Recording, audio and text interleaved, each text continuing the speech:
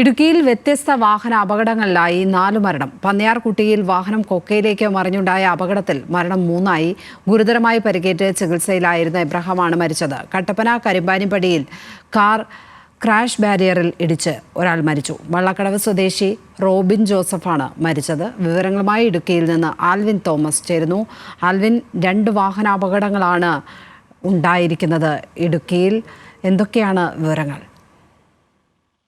ഇന്നലെ രാത്രിയിലാണ് ഈ 2 വാഹനാപകടങ്ങളും ഉണ്ടാകുന്നത്. 2 അപകടങ്ങളിലായി 4 മരണമാണ് ഉണ്ടായത്. ഇതിൽ ഒന്ന് പന്നിയാർകുട്ടിയിലാണ് അപകടമുണ്ടാകുന്നത്. പന്നിയാർകുട്ടിയിൽ ജീപ്പ് നിയന്ത്രണം വിട്ട് കൊക്കയിലേക്ക് മറിഞ്ഞാണ് ദമ്പതികൾ ഉൾപ്പെടെ 3 പേർ മരിച്ചത്.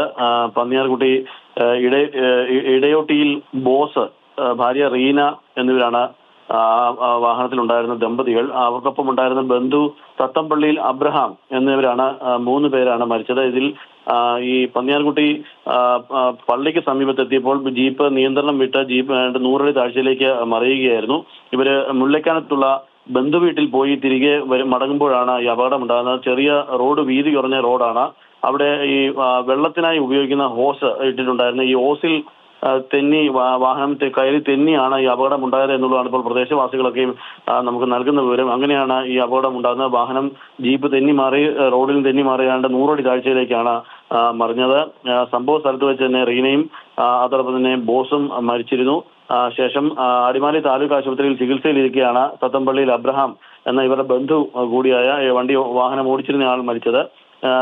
ഒളിമ്പ്യൻ ബീനാമോളുടെ സഹോദരിയാണ് ഈ മരിച്ച റീന എന്നൊരു കാര്യം കൂടി നമുക്ക് അറിയാൻ കഴിയുന്നു. ഇങ്ങനെ ഇവരുടെ 3 പേരുടെയും മൃതദേഹങ്ങൾ ഇപ്പോൾ അടിമാലി താലൂക്ക് ആശുപത്രിയിൽ സൂക്ഷിച്ചിരിക്കുകയാണെന്ന് മൃതദേഹങ്ങൾ പോസ്റ്റ്മോർട്ടം നടത്തിയ ശേഷം ബന്ധുക്കൾക്ക് വിട്ടു നൽകും. മറ്റൊരു അപകടം കൂടി ഉണ്ടായിട്ടുണ്ടായിരുന്നു. ഇടുക്കി കട്ടപ്പനയ്ക്ക് സമീപം കരിമ്പാനിപ്പടിയിലാണ് വാഹനം ഒരു കാർ ഇടിച്ചു കയറി ക്രാഷ് ബാരിയർ, റോഡ് സൈഡിലുണ്ടായിരുന്ന ക്രാഷ് ബാരിയറിലേക്ക് ഇടിച്ചു കയറുകയും ഈ ക്രാഷ് ബാരിയർ വാഹനത്തിനുള്ളിലേക്ക് ഇടിച്ചു കയറുകയും അങ്ങനെയാണ് അപകടം ഉണ്ടായത്. വള്ളക്കടവ് തണ്ണിപ്പാറ സ്വദേശി റോബിൻ ജോസഫ് എന്ന യുവാവാണ് ഈ അപകടത്തിൽ മരിച്ചത്. ഫയർഫോഴ്സ് അടക്കമുള്ള സംഘങ്ങൾ അവിടെ എത്തി ഈ ക്രാഷ് ബാരിയർ കട്ട് ചെയ്ത് മാറ്റിക്കൊണ്ടാണ് മൃതദേഹം ഉൾപ്പെടെ പുറത്തെടുക്കുന്നത്. ഇപ്പോൾ റോബിന്റെ മൃതദേഹം കട്ടപ്പനയിലെ സ്വകാര്യ ആശുപത്രിയിൽ സൂക്ഷിച്ചിരിക്കുകയാണ്. ലക്ഷ്മി. ആൽവിൻ തോമസ് ആണ് ഇടുക്കിയിൽ നിന്നും വിവരങ്ങൾ പങ്കുവച്ചത്.